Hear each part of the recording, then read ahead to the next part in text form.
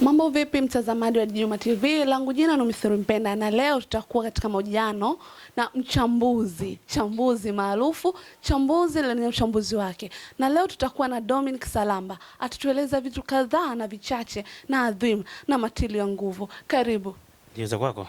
Salama, sijui wewe. Namshukuru Mungu, karibu. Salama, unaonaje ligi imerejea kwa kasi eh? Nafikiri ligi imerejea na tumeweza kuona ushindani kwa sehemu yake. Ingawaje bado hajichanganya kwa sababu ukiangalia mpaka saa hizi ni kama tupo kwenye mzunguko wa 6 kwenye baadhi ya timu nyingine ziko mzunguko wa 3, zingine ziko mzunguko wa 4. Kwa hiyo kupata ile rhythm moja kwa moja uwezi kuwa na tathmini ya kina kwa sababu kutokana na huo mpishano, lakini kwa ujumla wake imekuwa ni ligi ambayo imeanza kwa msimuko na tumeshuhudia baadhi ya timu kubwa mapema zikianza kushikwa shati. Utakuwa ni shahidi, umeweza kuona Yanga tayari na mechi moja ambayo ametoka sare, tofauti na wengi walivyozoea katika mechi nne ambazo amecheza. Tayari ameweza kupata alama 10 na aliacha alama 2 dhidi ya Mbeya City, lakini pia Singida na yeye ameweza kutoka sare kwenye mechi moja. Tumeona juzi dhidi ya Pamba wametoka sare, lakini pia kwa upande wa Azam wana mechi 2 ambazo wenyewe pia wameweza kutoka sare vile vile, na Simba ndio amepata kuweza kusikiwa ushindi wa 100%. Kwa hiyo ligi imeanza ikiwa na moto wake na pengine tutajie kwenda kuona ikiwa ni ligi ngumu msimu kwa sababu timu kubwa zimeanza kuacha alama mapema kabla ligi haija kwenda kuchanganya. Kwa upande wa Simba na Yanga, unaona katika sekta ya ulinzi na ushambuliaji ipi ni bora zaidi? Mpaka saa hizi nafikiri ni kama vile wana uwiano, kwa maana kwamba kwenye hizo mechi 4 za mwisho ambazo tunataka kuzungumza, Singida ameweza kupata goli, ameruhusu bao moja. Akija Simba amepata magoli 2, ameruhusu goli 1. Kwa upande wa Yanga ampata magoli 4, ameruhusu goli 1. Kwa upande wa Azam ampata goli 1, ameruhusu goli 1. Kwa timu zote zimeweza kuscore lakini pia zimeweza kuruhusu magoli. Kwa hiyo utagundua kwamba uwiano ni kama vile unaendana kwa namna moja ama nyingine. Ukiangalia hata kwa upande wa wafungaji bora anaoongoza na magoli 3, tutazungumzia katika mizunguko 6 na wanaofuata na magoli 2 na goli 1 pia. Kwa hiyo bado tujawa katika hali ambayo pengine unaweza kusema timu fulani imejipambanua kuwa na safu bora sana ya ushambuliaji au safu nzuri sana ya ulinzi, kwa sababu kila timu kwa wakati fulani imeweza kuruhusu kufungwa, pia imeweza kupata matokeo ya ushindi. Tukiangazia Yanga Football Club, unadhani sehemu gani waboreshe zaidi ili wawe imara? Kwa upande wa Yanga nafikiri kuna maeneo mawili au matatu ya kuboresha. Eneo la kwanza ni kwa upande wa utimamu wa wachezaji. Nikiangalia nafikiri pale ambapo walikuwa wameishia msimu uliopita na msimu huu ni kama wameanzia chini. Ukikompea na pale ambapo walikuwa wameishia. Unaweza kuona kadri unazidi kwenda wachezaji ni kama vile wanazidi kuchoka. Tofauti Yanga ambao ilikuwa inaweza kukusaka dakika zote 90. Yanga ilikuwa kwamba kadri unazidi kwenda ndio wanazidi kuchaji. Maana yake ilikuwa ni indication nzuri kwamba walikuwa na utimamu uliokamilika. Lakini sasa hizi muda unazidi kwenda ile pesi yao intensity inakwenda inapungua. Hilo ni eneo la kwanza. Lakini pia eneo la pili ni usahihi na viwango vya wachezaji, kwa maana usahihi wa kimaamuzi.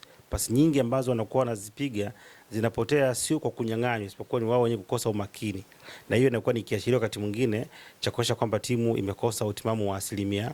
Ingawaje viwango vya baadhi ya wachezaji wao wengi haviko katika bora ambao tumeuzoea. Leo ukiangalia viwango vya baadhi ya nyota klabu ya Yanga havijawa au kufikia viwango ambavyo walikuwa navyo katika msimu uliopita.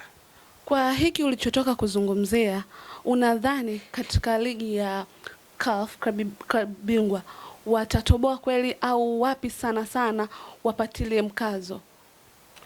Kuna hiyo ni ligi mbili tofauti.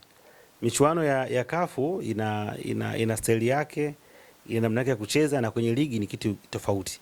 Na wakati mwingine unaweza kuona timu kama msimu uliopita Simba aliishia nafasi ya pili, sio kwenye ligi, lakini alifika finali ya kombe la shirikisho. Yanga ambaye alichukua ubingwa alishia makundi. Kwa hiyo hakuna uhusiano moja kwa moja kati ya ushindani wa ndani na ushindani wa kimataifa, kwa sababu hapo zinakuwa ziko tofauti. Itosha kusema tu kwa mpaka sasa ukiangalia kwa kiwango ambavyo timu zote 4 zimeonyesha kwa msimu huu bado hazijafikia ubora ambao walikuwa nao msimu uliopita wote wanne. Yaani ukichukua Simba ya msimu uliopita, ukachukua Yanga ya msimu uliopita, ukachukua Singida ya msimu uliopita na Azam ya msimu uliopita, ukazikompea zenyewe na za msimu huu, bado hazijafikia ubora ambao walikuwa nao katika msimu uliopita. Kwa hiyo kuna changamoto sehemu ipo. Tukisema kazi ni kazi na kazi ni ofisini kwao na kazi ni uwanjani, unadhani kati ya Simba na Yanga yupi nani ana kibarua kizito? katika kimataifa zaidi? Ni swali ambalo lina majibu mawili kama sio matatu. Ukisema yupi ana kibarua kizito, kama wote wangekuwa hapo kwenye kundi moja, lakini wapo kwenye makundi tofauti. Unaweza ukasema kundi la Yanga ni gumu kwa mfano, sawa, ukilinganisha na kiwango cha Yanga kwenye kundi lao kwa mfano, alafu ukasema kundi la Simba ni rahisi, lakini je kwa upande wa nani, kiwango cha Simba kinaweza kutoa justification kama kundi ni rahisi? Siko naelewa, kwa maana kwamba ukiangalia Yanga ana kundi gumu, lakini linaendana na ubora alionao. Yaani ubora walionao wakiongeza umakini wanaweza kutoboa kwenye kundi gumu. Ndio maana watu wanasema kundi gumu kwa sababu na Yanga yenyewe imo. Sio unaelewa? Yaani ni kundi gumu. Kwa sababu Yanga yupo, Ahli yupo, Farabati yupo na JS Kabylie yupo. Leo utasema kundi Simba kapangiwa kundi jepesi kama wengi ambao wanavyokiri. Je, Simba ipo katika ubora huo kwa sababu kundi ni jepesi? Kwa hiyo wakati mwingine ugumu unategemeana na ubora ulionao, lakini na kundi ulilonalo. Kwa hiyo binafsi naona makundi yote ni magumu, kwa sababu Simba ipo kwenye kundi ambalo ukilikompena la Yanga unaweza ukasema ni kundi nafuu, lakini Simba ipo kwenye kiwango ambacho kinaweza kumfanya ile kundi liwe nafuu kwake. Kama kocha inabidi aongeze ujuzi, aongeze mbwembwe. Na katika mpira wa miguu tunategemea kocha ndo mtu wa kwanza katika kupa matokeo. Je, kwa kocha wa Yanga unamwambia atumie mfumo gani kama ukipewa nafasi ya kukutana naye, au abadilishe wapi? Kwa mazingira ambayo timu ameweza kuikuta, sio rahisi kumwambia pengine abadilishe mfumo, kwa sababu amekuta timu tayari ipo kwenye mashindano, na hakuna kitu kigumu kwenye mpira kama kuibadilisha timu ambayo ipo kwenye mashindano. Yaani ni rahisi, ndio watu wataalamu waliamua kuweka kipindi cha maandalizi ya msimu, pre-season. Kipindi kile unakuwa na vitu vingi vya kuweza kuriski na kubadilisha, kwa sababu timu inakuwepo kwenye mapumziko ya kujiandaa na msimu mpya. Lakini ukikuta timu tayari imeingia kwenye mashindano, sio rahisi, kwa sababu kwenye kubadilisha kuna kuanza upya pia, na uwezo kuanza upya kwenye ushindani. Kwa hiyo cha kumwambia tu kipindi ambacho amekutana nacho, cha msingi ni kisha kwamba anakwenda kuibadilisha viwango vya mchezaji mmoja mmoja na kuweza kutuweza potential ambazo wako nazo ili uweze kumsaidia kupata matokeo. Hakuna muda mrefu sana wa kuja na falsafa yake au aina yake, kwa sababu muda hauko pande wake. Game ilikuwa ni rahisi sana au game ilikuwa ni imeandikiwa upande wao? Ufafanue zaidi game ya jana ya Yanga. Ilikuwa ni game nzuri. Ilikuwa ni game nzuri, game yenye ushindani, kwa sababu KMC waliingia na approach ambayo Yanga iliweza kuwasumbua. Kwa nini? Kwa sababu kipindi cha kwanza walichokifanya waliamua kukaa nyuma ya mpira na kuweza ku slow down tempo ya mchezo, na Yanga wakaingia kwenye huo mtego. Ndio ikawa ni ngumu kuweza kutengeneza nafasi nyingi za wazi. Kipindi cha wanakuja Yanga wana score goal la kutangulia, lakini KMC anakuja na sawazisha, na kipindi cha pili wakaja ku open play ambayo Yanga waliweza kunufaika.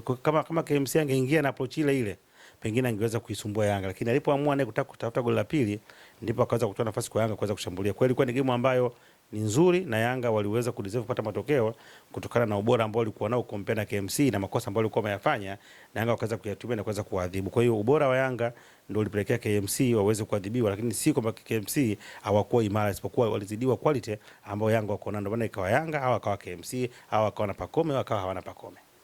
Na nataka kufahamu jambo moja kutoka kwako, kwa sababu tunaenda kimataifa.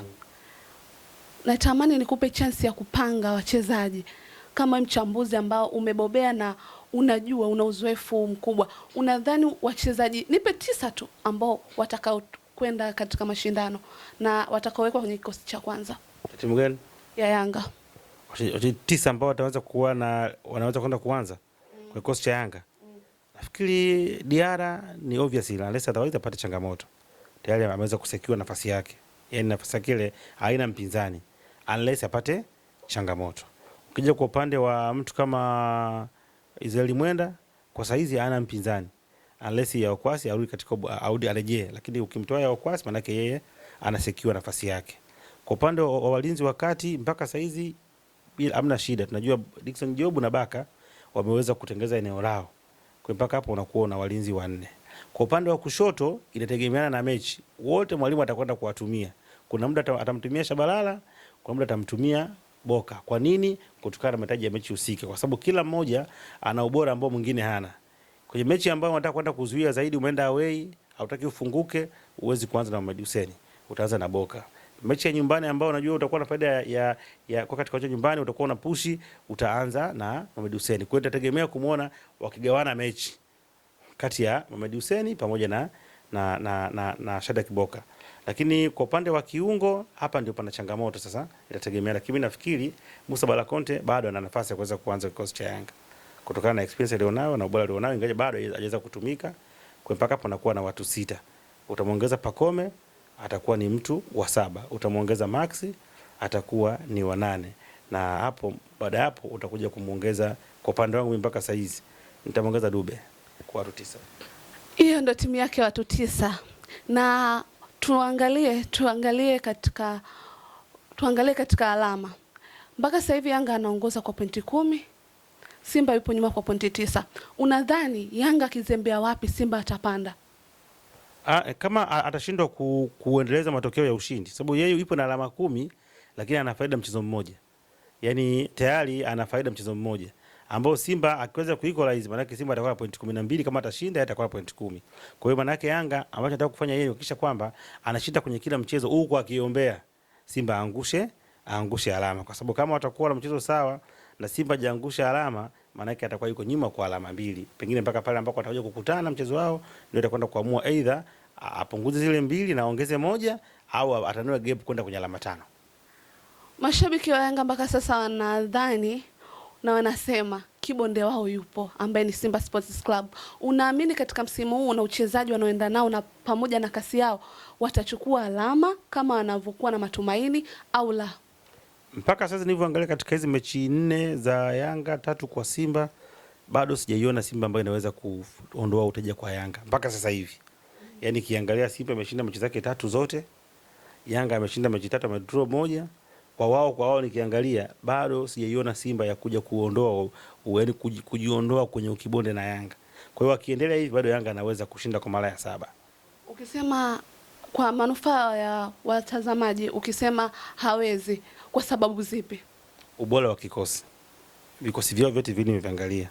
Wote hawapo kwenye ubora. Wote ndio kuambia kwamba timu zote 4 hazipo kwenye ubora. Lakini hata katika ambao wako kwenye ubora, hata wale ukiwachukua wale darasani wale 10 wa mwisho anapatikana wa kwanza. Katika hiyo viwango vyao vimeshuka, bado Yanga yuko juu kuliko Simba. Yaani katika huo bora ambao ni wa kawaida, bado Yanga yuko juu kuliko Simba. Kwa hiyo sioni Simba wakiwa na nafasi ya kuweza kuifunga Yanga kwa hivi nilivyoangalia. Kwa hiyo kama itaendelea hivi, bado Yanga ataendelea kuwa dominate na kuwafunga tena kwa mara nyingine.